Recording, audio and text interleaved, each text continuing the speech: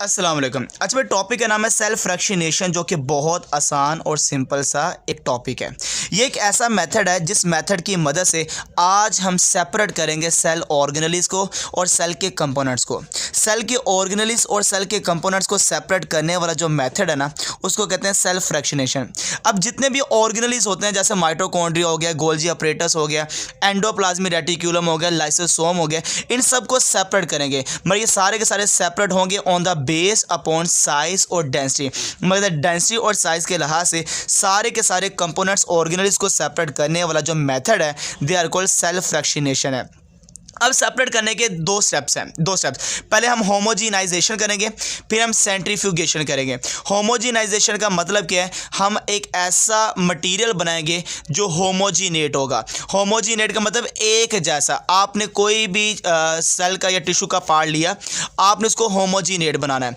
It is a process to form a cell homogenate. Homogenate का मतलब homogeneous mass of sales, एक जैसा आपने मिक्सचर बनाना है, या आप कह सकते हैं यूनिफॉर्म मिक्सचर ऑफ सेल है। जैसे आप ऐसे समझ लें कि फॉर एग्जांपल मैंने एक फूड ब्लेंडर लिया, उसमें मिल्क शेक बनाना बनाना का, तो मैंने मिल्क भी डाला और बनाना भी डाला और शुगर भी डाली। जब उसको मैंने मिक्सर और ब्लेंडर को चलाया तो आपके सामने जो मिल्क शेक बना, उसमें सिर्फ और सिर्फ एक जैसा आपको मटेरियल नज़र आएगा। ये बड़ा यूनिफॉर्म मिक्सचर होगा, ठीक है, या होमोजीनस होगा। तो आपने जिस सेल के अंदर से आपने ऑर्गेनेल्स को सेपरेट करना है, आपने उस सेल या उन टिश्यू को सबसे पहले क्या करना है? होमोजीनेट करना है। और इसको करने के लिए हम क्या यूज़ करेंगे? सेल होमोजीनाइजर। हम सेल होमोजीनाइजर को यूज़ करेंगे और होमोजीनेट बनाएंगे। अब वो सेल होमोजीनाइजर होगा क्या? या फूड मिक्सचर होगा या ब्लेंडर होगा। इन दोनों की मदद से हम सेल होमोजीनेट बनाते हैं। चलिए देखते हैं कैसे बनाते हैं।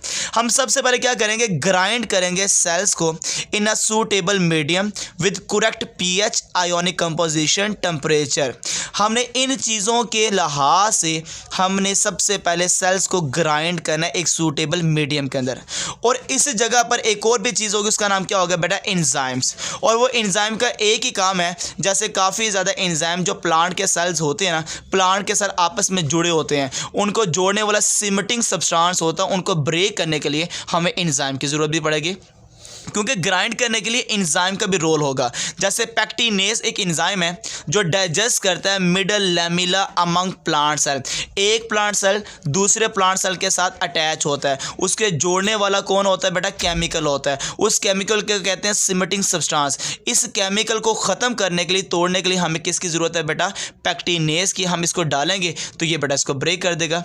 इसका मतलब ये हुआ कि हमने सबसे पहले होमोजीनाइजेशन करने के लिए एक ऐसा एक आला लेना है, एक ऐसा इंस्ट्रूमेंट लेना है जिसके अंदर रखकर हम मेरे बच्चे सेल्स को ग्राइंड कर सकेंगे। ये आप ऐसे कह समझ के पंजाबी दे विच कहते हैं ना कुंडी डंडा। तो कुंडी डंडे से क्यों होंगे? थोम अदरक पाया, उन्होंने कुटिया, कुटन के बाद पेस्ट बना छड़े, और जो पेस्ट है ना वो होमोजीनेट होता है। ठीक। अब बच्चों जो पेस्ट बन गया, उस पेस्ट के अंदर से हमने सारे ऑर्गेनेल्स को सेपरेट करने के लिए अगली जो टेक्निक होगी वो सेंट्रीफ्यूगेशन है।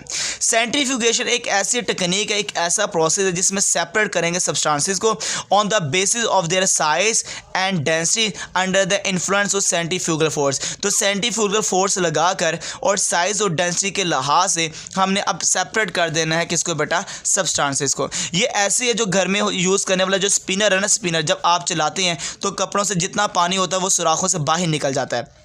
वो जो फोर्स लग रही होती है वो सेंट्रीफ्यूगल फोर्स है।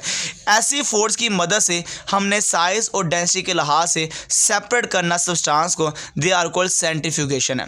अब सेंट्रीफ्यूगेशन करने के लिए हमें सबसे पहले चाहिए मशीन, और उस मशीन का नाम होगा सेंट्रीफ्यूज मशीन। Centrifuge machine.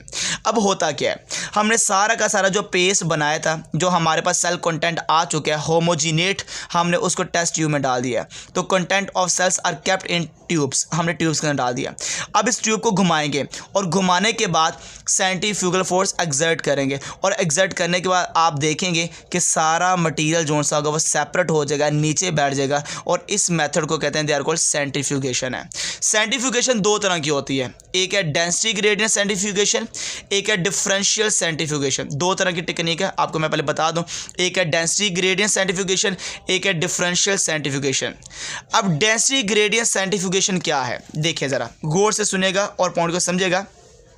ये आपके पास टेस्ट ट्यूब है, इसके अंदर ब्लड है, आपने इस टेस्ट ट्यूब को डाला मशीन के अंदर और इसको घुमाया। जब ये रोटेट होगा, रोटेट होने के बाद आपने इसको निकाल के एक जगह पर रख देना। जितनी भी वेट वाले सेल्स होंगे ब्लड के अंदर वो नीचे बैठ जाएंगे, उससे हल्के उससे ऊपर, इससे हल्के उसके ऊपर, उससे हल्के उसके ऊपर, ये लेयर्स बन जाएगी। इसको कहते हैं डेंसिटी सेंट्रीफ्यूगेशन, मतलब सेपरेट किया सेल कंपोनेंट्स को on the base of size और डेंसिटी। और किसने सेपरेट किया? In the tube containing ionic medium, ions वाला एक मीडियम है, उस मीडियम के अंदर लेयर्स की फॉर्म में साइज के लिहाज से सेपरेट कर देना, they are called density centrifugation है। ये डेंसिटी सेंट्रीफ्यूगेशन है। डिफरेंशियल सेंट्रीफ्यूगेशन में हम क्या करते हैं? हम डिफरेंशियल सेंट्रीफ्यूगेशन में ये देखते हैं सबसे पहले नीचे कौन बैठता है, वो कौन सा सबसे ज़्यादा वजनी है, कौन सा ऑर्गेनली जो वेट क्लास से सबसे पहले नीचे आया, कौन सा उससे लेस वेट वाला है, उससे कौन लेस वेट है, उससे कौन लेस वेट है। इसको देखने के लिए वेट के लिहाज से सेपरेट करना, they are called differential centrifugation है। मतलब sedimentation rate for a particle, नीचे बैठने की जो रफ्तार है किसकी बेटा? पार्टिकल की, of a given size and shape, उसके साइज के लिहाज से, शेप के लिहाज से मेजर करते हैं how fast the particle settle और या सेडिमेंट्स, किस लिहाज से कितनी तेज़ी के साथ पार्टिकल्स नीचे बैठते हैं। ये हम जो टेक्निक जो यूज़ करते हैं इसको देखने के लिए they are called differential centrifugation है। तो हम यहाँ पे क्या देखेंगे? सेडिमेंटेशन रेट, नीचे बैठने का, आप ये देख लेंगे कि नीचे बैठने का जो वेट है वो किसका ज़्यादा और किसका कम है, कौन जल्दी बैठ रहा है, कौन बाद में बैठ रहा है। जैसे ये टेस्ट ट्यूब है, इसके अंदर डिफरेंट कंपोनेंट्स है, आपने घुमाया, घुमाने के बाद इसको रख दिया। सबसे पहले देखिए सबसे ज़्यादा जो वेट वाला होगा वो नीचे आएगा, फिर उसके बाद उससे वेट वाला आएगा, फिर उसके बाद उससे वेट वाला आएगा। जो नीचे बैठ जाता है ना उसको कहते हैं पैलेट, ये आपने याद रखना, बड़ा इंपॉर्टेंट टर्म है।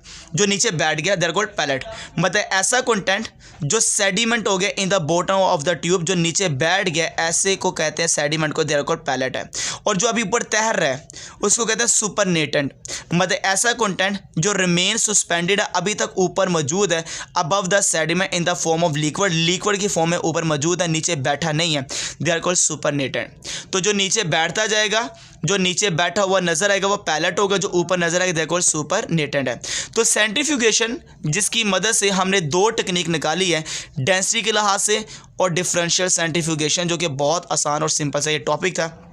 एज इट इज ही पेपर में लिखना होता है, इंशाल्लाह आपके नंबर नहीं कटेंगे। ओके बेटा, अल्लाह हाफिज़।